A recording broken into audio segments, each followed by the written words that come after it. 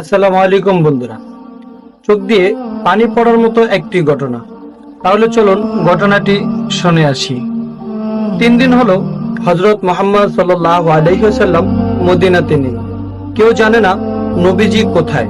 ওমর ফারুক রাদিয়াল্লাহু তাআলা আনহু মুক্ত তরবারি হাতে নিয়ে ঘোষণা দিলেন, যদি নবীজির কোনো কিছু হয় তবে আমি ওমর বলছি, মক্কার একটা মুনাফিকেরও আস্থা শরীর থাকবে না। একদিকে হযরত আবু বকর রাদিয়াল্লাহু তাআলা আনহু বললেন, থামো ভাই, চলো নবীজির তালাশ করি। দুইজনে মদিনা থেকে মক্কার উদ্দেশ্যে রওনা হলেন। মরুভূমি পেরিয়ে পাহাড়ের এলাকাতে আসলেন। একটু দূরেই দেখলেন এক রাখাল দাঁড়িয়ে আছে।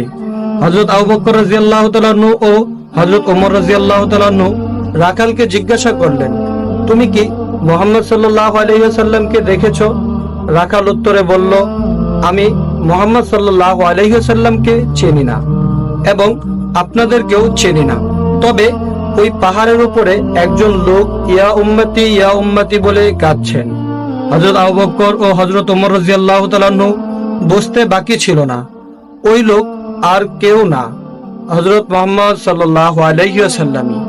রাখাল আবার বলল, লোকটির সাথে সাথে আমার সব ওট বেড়াগুলো কাঁদতেছে আর খাওয়া বন্ধ করে দিয়েছে।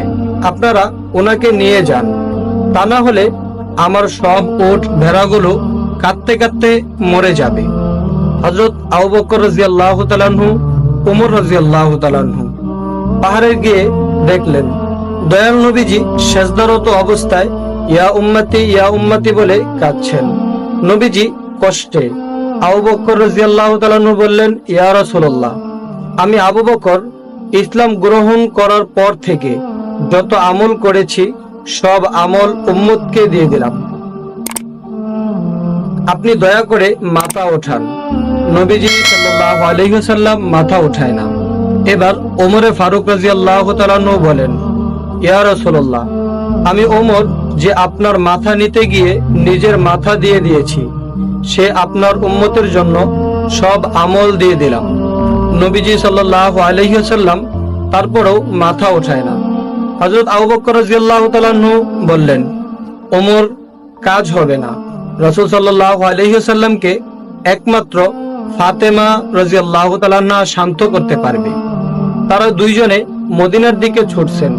পথে হযরত আলী রাদিয়াল্লাহু তাআলা আনহু এর সাথে দেখা। আবু বকর ও ওমর রাদিয়াল্লাহু তাআলা আনহু বললেন, সামনে গিয়ে লাভ নেই, রাসূলুল্লাহকে শান্ত করতে ফাতেমাকে লাগবে। এবার তিনজনে ফাতেমার বাড়ির সামনে আসলেন। আলী রাদিয়াল্লাহু তাআলা আনহু ফাতেমাকে ডাক দিলেন, ফাতেমা বাহিরে আসো। স্বামীর চেহারা দেখে বললেন, আপনাকে এমন দেখাচ্ছে কেন? তবে কি মক্কার মুনাফিকরা আমার আব্বাজানকে মেরে ফেলেছে?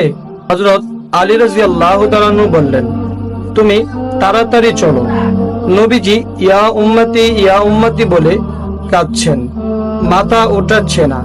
ফাতেমা দৌড়ে গেলেন, নবীজির কাছে গিয়ে বলছেন, আব্বাজান, আপনি সফরে যাবার আগে এবং সফর থেকে ফিরে প্রথমে আমাকে দেখতেন, আমার সাথে কথা বলতেন, কিন্তু আজ 3 দিন হলো আপনার কোনো খোঁজ নেই। আপনি কি আমাকে ভুলে গেছেন? নবীজি তাও মাথা ওঠায় না। ফাতেমা রাদিয়াল্লাহু তাআলা আনহা বললেন, আব্বাজান, আমি আপনার ফাতেমার সব নেকি আপনার উম্মতকে দিয়ে দিলাম। নবীজি মাথা ওঠায় না। নবীজির দুই পাশে হাসান হোসাইন দাঁড়িয়ে বলতেছেন, নানাজান ওঠেন, নানাজান ওঠেন। নবীজি মাথা ওঠায় না। হঠাৎ ফাতেমা রাদিয়াল্লাহু তাআলা আনহা বলে উঠলেন, আব্বাজান, আপনি ওঠেন, আমি আপনার উম্মতের জন্য আমি হাসান হোসাইনকে কুরবানি করে দিলাম। আল্লাহু আকবার, আল্লাহু আকবার, আল্লাহু আকবার। এবার নবীজি মাথা উঠালেন আর বললেন, ফাতেমা, তুমি কি দোয়া করলা? আমার আল্লাহ তোমার দোয়া কবুল করে ফেলেছে। নবী, রাসূল, সাহাবীদের রক্ত জড়ানোর কারণেই সেই দিন আজ আপনার আমার কাছে আসতে পেরেছে। আসুন আল্লাহর হুকুমগুলো নবীর তরিকায় পালন করার চেষ্টা করি। আজে বাজে পোস্ট শেয়ার না করে এই ভিডিওটি শেয়ার করে অন্যদেরকে শোনার সুযোগ করে দিন।